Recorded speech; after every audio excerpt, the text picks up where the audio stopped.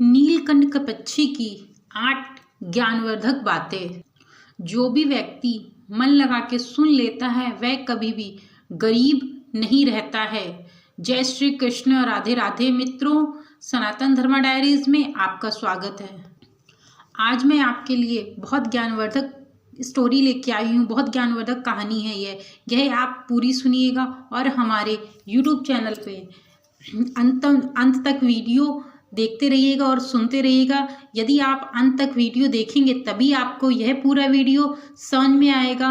और नीलकंठ की जो 8 बातें हैं, यदि कोई व्यक्ति अपने जीवन में उतार लेता है, उसके जीवन में कभी भी किसी भी चीज़ की कमी नहीं होती है और धन संपदा सदैव उसके जीवन में बनी हुई रहती है। तो आइए जानते हैं ऐसी कौन सी 8 बातें हैं नीलकंठ की।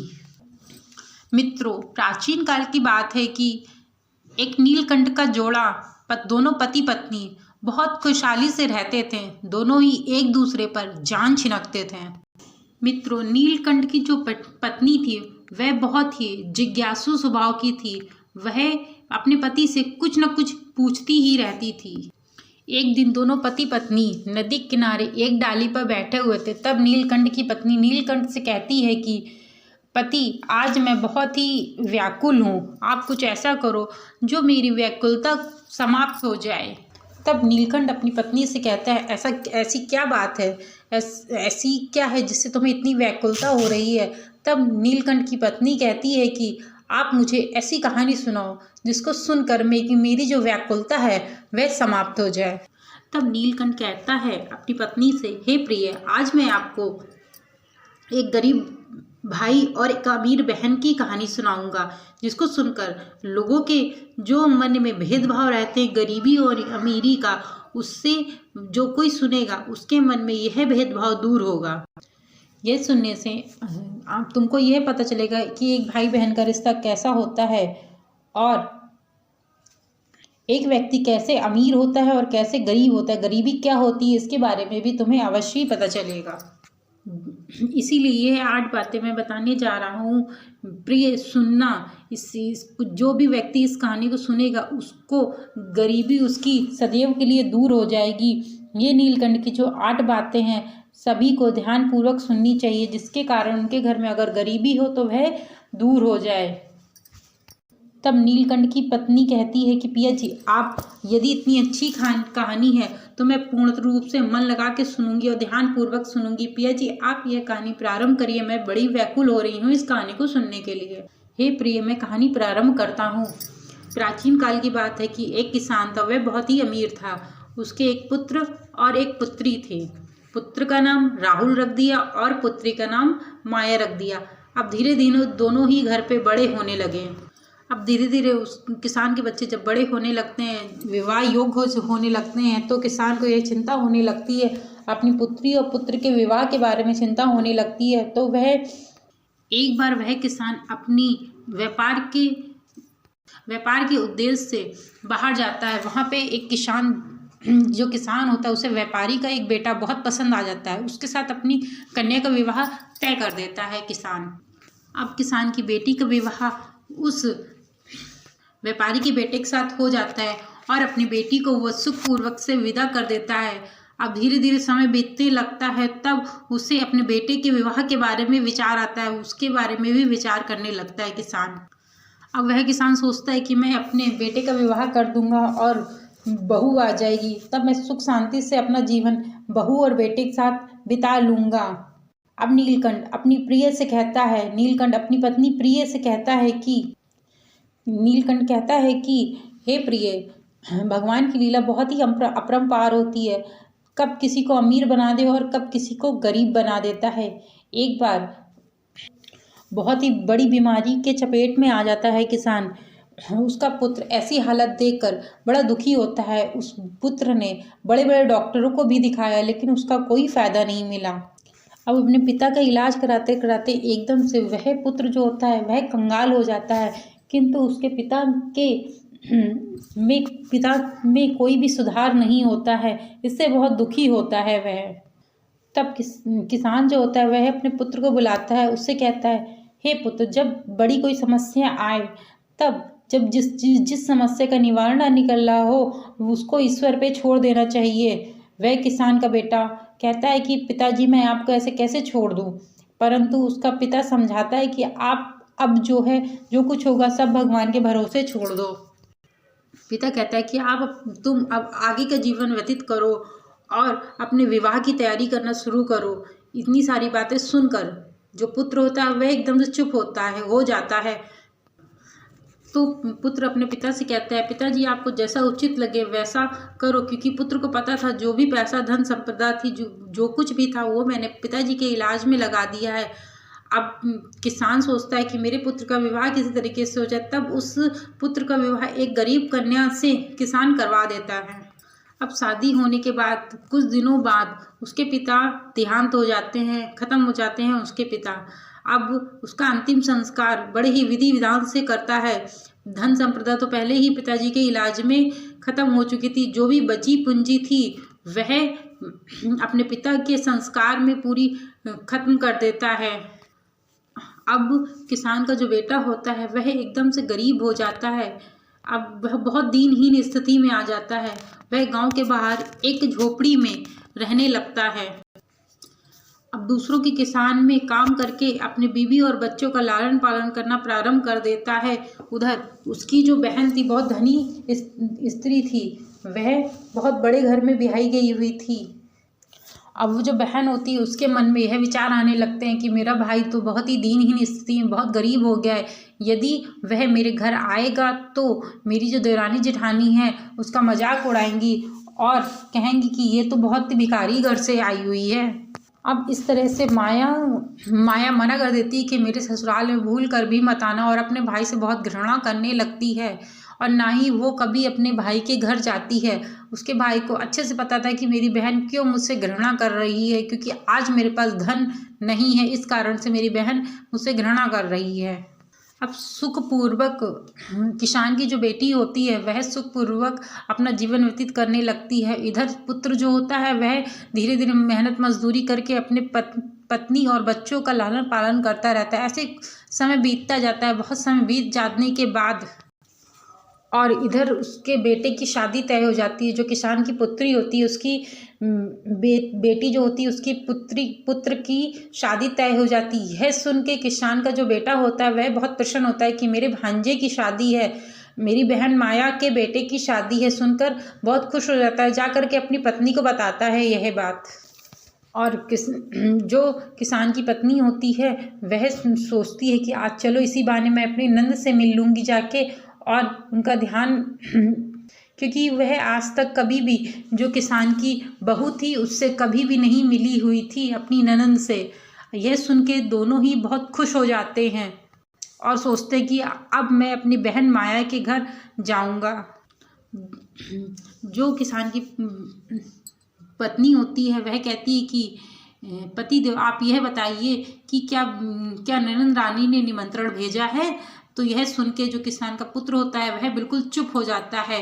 जो उसका पति होता है वह बिल्कुल चुप हो जाता है, क्योंकि नंदन ने तो कोई निमंत्रण ही नहीं भेजा हुआ था। तब पति अपनी पत्नी शीला से कहता है कि क्या निमंत्रण नहीं मिला है तो कैसे जाऊंगी। तो तब पति कहता है उसका कि निमंत्रण तो नहीं मिला, लेकिन मुझे भी इधर उधर से पता चला हुआ है। तो पत्नी कहने लगती कि बिना निमंत्रण के हम कैसे जाएंगे, बिना निमंत्रण के हम लोगों को वहाँ नहीं जाना चाहिए। तो पति अपनी पत्नी शीला से कहता है कि हो सकता है कि न्योता का पर्चा हमारे घर तक ना आया हो, भेजा होगा उन्होंने, हो सकता है हमारे घर तक ना आया हो। तब कहता है तुम किसी बात की चिंता मत करो, तुम सीधे चलने की तैयारी करो। फिर भी पत्नी उसकी कहती वहाँ जाना उचित नहीं होगा बिना न्योता के। फिर पति फिर भी आग्रह करता है कि तुम तैयार हो जाओ। तब उसकी पत्नी कहती है कि यदि तुम जाना चाहते हो तो तुम जा सकते हो, लेकिन मैं बिना निमंत्रण के ननंद जी के घर नहीं जाऊंगी। तो पति कहता है कि यदि तुम्हारी इच्छा नहीं है जाने की तो रहने दो, मैं होके आऊँगा, तुम और बच्चे दोनों घर पे रहना। अब पति कहता है कि मैं जाऊंगा। बात बात जब आगे यदि उसके पीहर के घर से कोई नहीं जाएगा तो बात बात पे उसकी जो देवरानी जेठानी है वह ताना मारेंगी कि लो तुम्हारे मायके से कोई भी नहीं आया, इस कारण से मैं वहाँ जाऊंगा क्योंकि वह विचार करने लगे एक भाई के तौर पे कि यदि मैं अपनी बहन के घर नहीं जाऊंगा बात बात पे उसे देवरानी जेठानी का ताना सुनने को मिलेगा और वह लोग यह सोचेंगे कि खर्चे की वजह से यह इनके परिवार वाले और मायके वाले नहीं आए। नीलकंठ अपनी पत्नी प्रिय को कहानी सुनाते हुए आगे कहता है कि रोहित जो था वह बहुत ही गरीब था। अब वह निर्धन होने के कारण सभी लोगों से कर्जा लेता है। कर्जा लेके वह अपनी बहन और भांजे के लिए कपड़े लेता है, लेकर जा रहा होता है। पैदल चलते चलते सुबह से शाम हो जाती है। तब वो जाकर अपनी बहन के दरवाजे पर पहुंचता है। पहुंचते ही तब रोहित वहीं दरवाजे पर खड़ा होकर के अपनी बहन माया का इंतजार करता है। बहुत देर तक खड़ा रहता है किंतु माया बाहर निकल कर नहीं आती है। तभी उसकी जेठानी बाहर निकल के आती है तो वह रोहित को देख लेती है और देख के वह पहचान जाती है। तब अंदर जाके माया से कहती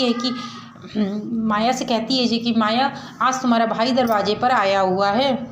तब माया अपनी जेठानी से कहती है कि दीदी तुम बताओ मेरा भाई किस तरीके से आया है, कैसे कपड़े पहने हुए। तब माया की जो जेठानी होती है वह कहती है कि तुम्हारा भाई फटे वस्त्र धारण किए हुए, चप्पल भी नहीं है पैर में। माया को जब यह पता चलता है कि उसका भाई फटे पुराने कपड़े पहनकर आया है तो गुस्से से लाल हो जाती है। जा करके लोगों से नजरें छुपाती हुई अपने भाई के पास जाती है और रोहित जो होता है अपनी बहन को देखकर बड़ा ही व्याकुल हो जाता है और उसकी आंखों में जल भर आता है। किंतु माया तो बहुत ही क्रोधित थी। तब सबसे बचाते हुई अपने भाई को वह अंदर वाली कोठरी में ले जाती है और ले जा करके उससे कहती कि तुमको किसने न्योता भेजा हुआ था, तुम बिना न्योता के कैसे आ गए। तब उसका जो भाई रोहित होता है वह कहता है कि तुमने तो मुझे न्योता भेजा नहीं, लेकिन मुझे लोगों के मुख से पता चला कि मेरे भांजे की शादी है तो मैं व्याकुल हो उठा और तुम्हारे और अपने भांजे के लिए दोनों के लिए नए वस्त्र लेकर आया हूँ। तब माया अपने भाई से कहती है तुम्हें इस तरीके से फटे पुराने कपड़े पहनकर नहीं आना चाहिए था, कम से कम अपनी नहीं मेरी तो इज्जत का ख्याल रखा होता। तुमने तो बिल्कुल भी किसी की भी इज्जत का बिल्कुल जरा सा भी ख्याल नहीं रखा।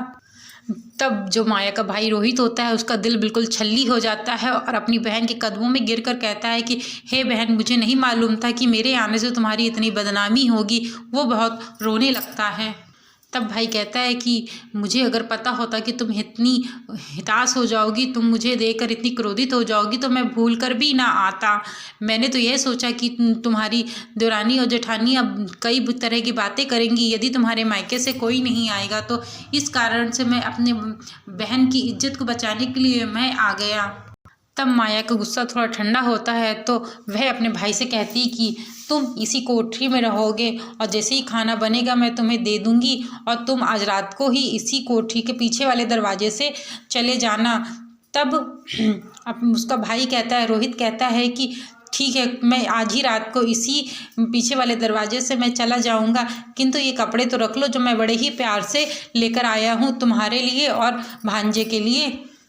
तब माया दरवाजे से बाहर चली जाती है और कुंडी लगा देती है। दोस्तों इतनी ही कहानी कहकर नीलकंठ जो होता है वह शांत हो जाता है। तो उसकी पत्नी कहती है कि पिया जी ये तो बहुत ही अच्छी कहानी है, और भी सुनाओ ना।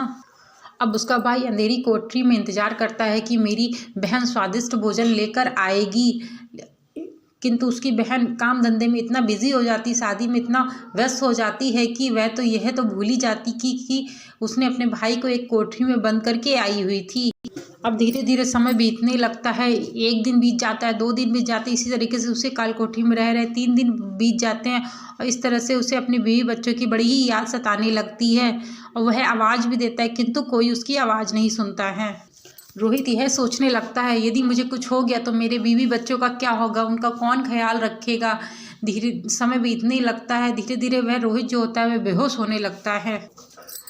माया की जो जेठानी थी वहाँ से होकर गुजर रही थी, तभी उसकी पायल की आवाज़ रोहित को सुनाई पड़ती है। तो बहुत ज़ोरों से आवाज़ लगाता है और बहुत ताकत लगा के आवाज़ लगाता है, दरवाज़ा खटखटाने लगता है। तभी माया की जेठानी उस कुंडी को खोलकर देखती है कि तब माया की जेठानी पूछती है, भाई तुमको इस कमरे में किसने बंद किया हुआ था। तब रोहित इस बात को छुपा लेता है कि उसको उसकी बहन माया ने बंद किया हुआ था, यह बात नहीं बताता है। वह यह बात छुपा लेता है कि उसको उसकी बहन माया ने बंद किया हुआ था। और माया की जेठानी से कहता है कि मैं यहाँ आराम कर रहा था इस कोठरी में, और कोई अचानक से कुंडी लगाकर चला जाता है। यदि आज तुम ना आती तो मेरे प्राण पखेरु में होते। और यह कह के रोहित जो होता है पीछे वाले दरवाजे से निकल आता है और अपने घर के लिए चलने लगता है। चलते चलते बहुत दूर पहुंच जाता है। चलते चलते उसको अब तो चक्कर भी आने लगता है। अब चक्कर के मारे रोहित जैसे ही गिरने वाला होता है, कहीं से एक बूढ़ी माँ आ जाती है और उसको गिरने से पहले ही उसको पकड़ लेती है रोहित को। और रोहित जो होता है वह बेहोश हो जाता है। और जो बूढ़ी माँ होती है वह उसके पंखा कर रही होती है। जब रोहित को होश आता है तो वह देखता है कि जो बूढ़ी माँ थी उसे पानी पिलाती है और उसके पंखा कर रही होती है। ऐसा देखकर रोहित बड़ा आश्चर्यचकित हो जाता है। तब जो रोहित होता है वह बूढ़ी माँ से कहता है कि आप कौन हो, उनको प्रणाम करता है। और इतना कहकर रोहित जो होता है वह तब नीलकंठ शांत हो जाता है और विश्राम करने लगता है। तब फिर आगे की बची हुई कहानी सुनाना प्रारंभ करता है नीलकंठ। और जो बूढ़ी माँ होती हैं वह एक देवी होती हैं। रोज जो सुशीला थी, रोहित की जो पत्नी थी, वह रोज देवी माँ की पूजा किया करती थी, और जिसके कारण रोहित को कुछ भी नहीं हो पाया। सुशीला जो थी वह बहुत श्रद्धा भाव से माँ देवी की पूजा किया करती थी। इसी कारण से जैसे ही जो उसका पति रोहित होता है वह गिरने वाला होता है तो कहीं से देवी माँ प्रकट होकर आकर उसको अपनी गोद में ले लेती हैं। अब रोहित जो होता है जैसे ही होश में आता है वो देवी माँ को प्रणाम करता है। प्रणाम करके चलने के लिए प्रारंभ करने लगता है। तभी देवी माँ पूछती कि हे बेटा, तुम इधर कहाँ से आ रहे हो और कहाँ को जा रहे हो। तब जो रोहित होता है वह बताता है देवी माँ को कि मैं अपनी बहन के घर गया हुआ था और इधर मेरा गांव है, मैं अपने गांव जा रहा हूँ। तब बूढ़ी माँ कहती है कि हे बेटा। तभी देवी माँ कहती हैं कि जो बूढ़ी माँ थी वह रोहित से कहती है कि अगर बुरा न मानो तो मैं तुमसे एक बात पूछूं। तो रोहित कहता है हाँ माँ पूछो, इसमें क्या है। तब देवी माँ पूछती है कि यदि तुम अपने भांजी की शादी में गए हुए थे, बहन के घर गए हुए थे, तो क्या तुम्हारी बहन ने कुछ भी तुम्हारी बीवी और बच्चों के लिए नहीं दिया, खाने के लिए कुछ भी नहीं दिया। तभी रोहित की आंखों में जल भर आता है। तभी बूढ़ी माँ से कहता है हे मैया, अब आपसे क्या छुपाना, मैं आपको बताता हूँ। तभी जो रोहित होता है वह माता को पूरी बातें बताता है। तभी सुनकर माता की आंखों में भी जल भर आता है। और तब माता कहती कि हे बेटा, तुम किसी बात की कोई चिंता ना करो। यहीं यहीं पास ही में मेरा बगीचा है, वहाँ जाकर बहुत सारे फल लगे हुए, वहाँ जाके तुम पहले फल खा लो, बहुत भूखे होगे। रोहित बूढ़ी माँ की यह बात सुनता है तो वह माता के बगीचे में पहुँच जाता है और जा कर के फल को तोड़ कर खाता है और अपने बीवी बच्चों के लिए माता के कहे अनुसार वह ले लेता है। इससे क्या होती है, उसकी इज्जत भी बच जाती है और मान प्रतिष्ठा भी बढ़ जाती है। तभी फलों को रोहित खा लेता है और खाने के बाद जब रोहित का पेट भर जाता है तो वह फलों को भिन्न भिन्न प्रकार के जो भी फल थे उनको तोड़कर एक थैले में रख लेता है और माता से प्रणाम करता है कि माँ, मैं अब अपने घर को चलूँगा। तभी माता कहती है कि मैं तुम्हें एक 8 बातें बताती हूँ, यह बातें अवश्य ध्यान रखना। वह सुन करके वह रोहित जो होता है वह अपने घर चल देता है। रोहित जब अपने घर पहुंच जाता है तो उसके जो बच्चे होते हैं वह दौड़ते दौड़ते अपने पिताजी के पास आते हैं और कहते हैं कि पिताजी आप बुआ जी के घर गए हुए थे, उन्होंने मेरे लिए क्या दिया हुआ है। तो यह जो थैला होता है वह अपनी पत्नी को पकड़ा देता है। और जब थैला रोहित की पत्नी खोलती है तो वह देख करके बड़ा आश्चर्यचकित हो जाती है।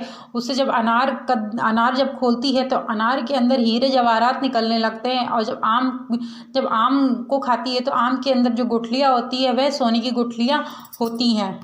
तब दौड़ती दौड़ती जो रोहित की पत्नी होती है वह अपने पति के पास जाती है और कहती है कि तुम तो शादी में गए हुए थे और तुम ये क्या लेकर आए हो। तब पति उसका सोचता है कि शायद ये जो फल वगैरह हैं मेरी पत्नी को पसंद नहीं आए हुए हैं, इस कारण से वह ऐसी बातें कर रही है। तभी पति कहता है कि जो भी कुछ बहना ने दिया था वो मैंने तुम्हें लाकर दे दिया, वो बच्चों के साथ बांट कर खाओ जाके। तभी उसकी पत्नी कहती है कि नहीं, चलो तो चल के देखो तो घर के अंदर तुम क्या लेकर के आए हो। तब वो अपनी पत्नी के साथ घर में जाता है तो वह देखता है कि वहाँ पर तभी जो झोला होता है वो पूरा पलटा देती है। तभी जो उसकी पत्नी होती है तो वह कहती है कि नंदन रानी ने इस फल में छुपाकर हीरे मोती जवाहरात भेजे हुए हैं, इससे तो हमारी किस्मत ही बदल दी है। नंदन रानी ने तो बिल्कुल किस्मत ही पलट के रख दी है। तभी जो पति होता है, वह रोहित जो होता है, वह सोचता है कि वह जो बूढ़ी माँ मिली थी वो कोई और नहीं थी, वो माता रानी ही थी। तब जो रोहित होता है वह मनी मन माता को प्रणाम करता है और उनको धन्यवाद देता है। ये सब बातें, कोई भी बात अपनी पत्नी को वह नहीं बताता है। इसके बाद जो नीलकंठ होता है थोड़ा शांत होकर बैठ जाता है और जब थक जाता है, थोड़ा सा विश्राम करने के बाद वह फिर कहानी को आगे प्रारंभ करना शुरू करता है। अब रोहित धीरे धीरे पहले जैसे धनवान हो जाता है और अपनी पत्नी और बच्चों के लिए एक सुंदर सा घर बनवाता है, महल जैसा घर बनवाता है और वह जिस जगह पर रहता था वहाँ का सबसे धनी व्यक्ति बन जाता है। और धीरे धीरे ऐसे समय बीतने लगता है, मान सम्मान करने लगते हैं। अब धीरे धीरे उसके राजा के तरीके ठाट बात हो जाते हैं, महल बन के बिल्कुल तैयार हो जाता है। अब सावन का समय आता है, तब उसकी पत्नी सुशीला अपने पति रोहित से कहती है कि जाओ, सावन के महीने में सारी लड़कियां अपने मायके जाती हैं, तो जाओ आप दीदी को भी लिवा लेके आओ, दीदी भी कुछ दिन अपने पीहर में रह लेंगी तो उनको अच्छा लगेगा। तब यह बात सुन के वह अपनी बहन माया के घर जाता है और जा कर के उसी दरवाजे के पास खड़ा हो जाता है जब वह निर्धन था, जिस जगह पे खड़ा हुआ था। तब माया की जेठानी ने फिर देखा कि उसका भाई आया हुआ है, तो दौड़ती दौड़ती माया के पास जाकर बताती है कि तुम्हारा भाई आया हुआ है। तभी माया जो थी वह कहती मेरा कोई भाई है ही नहीं, कोई भी मेरा भिखारी भाई नहीं बन सकता। तभी जो माया की जेठानी होती वह बताती है कि बहुत ठाट बाट से आया हुआ है तुम्हारा भाई। तब माया की जेठानी कहती कि आज इस तरीके से आया जैसे कि कोई राजा महाराजा आते हैं, उसके आगे पीछे 4 नौकर लगे हुए हैं। तब माया इन बातों पर विश्वास नहीं करती है और खुद जाकर के देखती है, क्योंकि उसे कुछ भी नहीं पता था कि उसके भाई की अब क्या हालत है, पहले क्या हालत थी। तब जाती है, बाहर जाकर देखती है कि माया जो उसका भाई है। तब माया यह दृश्य देखकर सोचती है कि अभी तक तो एक भिखारी था, अब इतना बड़ा राजा कैसे बन गया। तब आरती का थाल सजाती है, थाल सजा के भाई को अपने अंदर लेकर आती है और अपने भाई से कहती है कि हे भाई, मुझे क्षमा कर दो, मुझसे गलती हो गई थी, मैंने जो भी तुम्हें कष्ट दिया है, जो भी दुख दिया है, इस कारण से मुझे क्षमा कर दो। तब भाई कहता है कि मैंने तो इन बातों के लिए तुम्हें पहले ही माफ़ कर दिया था, अब तुम किसी बात की चिंता ना करो और मैं तुम्हें लेने के लिए आया हूँ, कुछ दिनों के लिए घर पे रहो चल के। तो तुम्हारी भाभी ने मुझे लेने के लिए भेजा हुआ है। और दौड़ती दौड़ती जाके माया अपने भाई के घर जाने के लिए तैयारी करने लगती है और जाकर रथ में बैठ जाती है। रथ में बैठ करके अपने भाई के घर पहुंचती है तो वहाँ इतनी ठाट बाट देख के जो माया होती है वह आश्चर्यचकित हो जाती है। जब माया देखती कि इतनी ठाट बाट से है, उसके घर में नौकर चाकर लगे हुए हैं, अन्न का भंडार भरा पड़ा हुआ है, तो इसको देखकर बड़ा ही दंग रह जाती है। और उसकी जो पत्नी होती है, रोहित की पत्नी सुशीला जो होती है, वह भी अपनी नंद का खूब आदर भाव से स्वागत करती है और खूब सेवा करती है, क्योंकि वह यह सोचती थी कि आज जो कुछ भी ये सब मेरे पास है, सब इन्हीं की वजह से मिला हुआ है। तो इस कारण से वह बहुत सेवा किया करती थी उनकी, क्योंकि उसके भाई ने कभी भी सच्चाई नहीं बताई हुई थी कि ये सब उसकी बहन की वजह से नहीं है, बल्कि उस बूढ़ी माता की वजह से है, जो मुझे जंगल में मिली हुई थी जब मैं घर आ रहा था। अब जो ननंद होती है उसके जाने का समय हो जाता है, ससुराल जाने का समय हो जाता है। तभी उसकी जो पत्नी होती है वह कहती है कि मेरी ननंद रानी जाने वाली हैं, उनके लिए एक अच्छा सा तोहफा बाजार जाकर ले आओ। तभी जो रोहित होता है वह बाजार जाता है, बाजार जाकर एक मोची की दुकान में जाता है। मोची से कहता है कि क्या तुम मुझे बोलने वाली चप्पल बना दोगे, सैंडल बना दोगे। तो वह तैयार हो जाता है, कहता है किंतु बहुत पैसा लगेगा। कहता है कोई बात नहीं, जितना भी पैसा लगेगा लगा दूंगा, तुम इस सैंडल को बना दो। तभी वह 8 बातें बताता है जो बूढ़ी माँ ने 8 बातें रोहित से कही हुई थी। अब मोची को वह 8 बातें बताना शुरू करता है।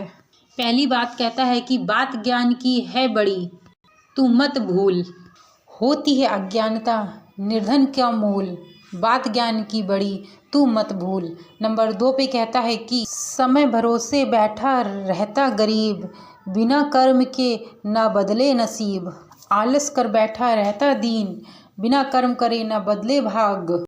चौथी बात है गरीबी से नहीं बड़ा है कोई श्राप, ज्ञान अर्जित करके अब तुम बनो अपने श्राप को करो दूर। नंबर 5 में दोस्त समय को दो नहीं, करो कर्म कर्म जोरों शोरों से, बदलो अपने नसीब को कर्म के दौड़ से। छठी बात है, कर्म कभी करता नहीं, भागे कोसे भाग्य को नसीब। कर्म करता नहीं, कभी कर्म नहीं करोगे तो कभी भाग्य का उदय कभी भी नहीं होगा। अज्ञानी पर 8वीं बात, अज्ञानी पे ही होए गरीबी सदावार, होत नहीं अज्ञानी कभी विजय पताका लहरात। अब अंत में 8वीं बात कहता है कि मोची जब मेरी बहन यह जूती पहने तो यह बोले कि पैसों के बाजार में बदल गए लोग, ऐसे भी थे जैसे बेगाने से। आज पैसा है मेरे पास तो दुनिया खड़ी है मेरे हाथों हाथ, अपने भी हो जाते हैं बेगाने गरीबी की हालत को देखकर। तभी वो मोची भाई से कहता है कि हे भाई, तुम यह बोलने वाली जूती बनाकर मुझे दे दो। जब मेरी बहन वह यह जूती को पहनेगी और चलेगी तो उसे इस बात का एहसास होगा कि उसे अपनी गलती का एहसास होगा कि पैसे के आवेश में आकर मैंने अपने भाई का बहुत अपमान किया। मुझे पैसे के आवेश में आकर इस तरीके से कभी भी अपने भाई का अपमान नहीं करना चाहिए था। तब नीलकंठ अपनी प्रिय पत्नी से कहता है कि तभी वो जो जूतियाँ होती हैं उसमें हीरे मोती जवाहरात बहुत सारे लगे होते हैं और उसे लाकर अपनी बहन को दे देता है, जिसको वह जूती देख करके उसका मुख जो होता है वह खिल उठता है, वह देखकर बहुत खुश हो जाती है। फिर अपने भाई को प्रणाम करके अपने ससुराल की तरफ चल देती है और जाकर जब अपने ससुराल पहुंचती है तो वह अपने देवरानी जिठानी से मिलती है और उनसे बातें करती है कि तभी देवरानी जिठानी और सास ससुर पति से पूछते हैं कि तुम मायके गई हुई थी, तुम्हारे भाई ने क्या उपहार दिया हुआ है। तभी वह जो होती है वह जूतियाँ सोने चांदी मणियों से जो जड़ी हुई जूतियाँ होती हैं वह दिखाती है। तभी जैसे ही वह जूतियाँ पहनती है माया तो उसमें जो 8 बातें होती हैं वह निकलने लगती कि पैसों के बाजार में बदल गई तहजीब, लोग ऐसे आए कि पैसों में भूल गए अपनी खून के रिश्तों की अहमियत। तो यह सुनकर के जो माया होती है उसके नेत्रों में जल भर आया। तो तभी उसकी देवरानी जिठानी पूछती कि क्या हुआ माया, तुम क्यों रोने लगी। तभी सारी बातें बताती है कि मेरा भाई आया हुआ था, मैंने एक गिलास पानी तक नहीं पूछा, इससे मुझे बहुत आघात हुआ है, मैं जीना भी नहीं चाहती। तब उसकी जो जिठानी और परिवार वाले होते हैं जो हुआ सो बीत गया, बट किंतु आगे से तुम ध्यान रखना कि कभी भी किसी भी गरीबी का मजाक मत उड़ाना और यह मत सोचना कि वह तुमसे छोटा है या बड़ा है, अमीर है कि गरीब है। तब माया को यह बात समझ में आ जाती है कभी भी किसी भी व्यक्ति के साथ किसी भी तरह का भेदभाव कभी भी नहीं करना चाहिए। अब चैनल यदि कहानी अच्छी लगी हो तो चैनल को लाइक सब्सक्राइब एंड शेयर करना मत भूलिएगा। और एक बात आप लोग ज़रूर ध्यान रखिए कि जीवन है, कभी भी किसी का जीवन पलट सकता है, अमीर गरीब कुछ नहीं होता, कभी भी अमीर गरीब हो सकता है और अमीर कभी भी गरीब हो सकता है। तो ये मेहनत है, मेहनत जो जितनी जैसी मेहनत करता है उसका भाग्य जरूर से जरूर साथ देता है और उदय जरूर होता है। श्री शिवाय नमस्तुभ्यम। राधे राधे।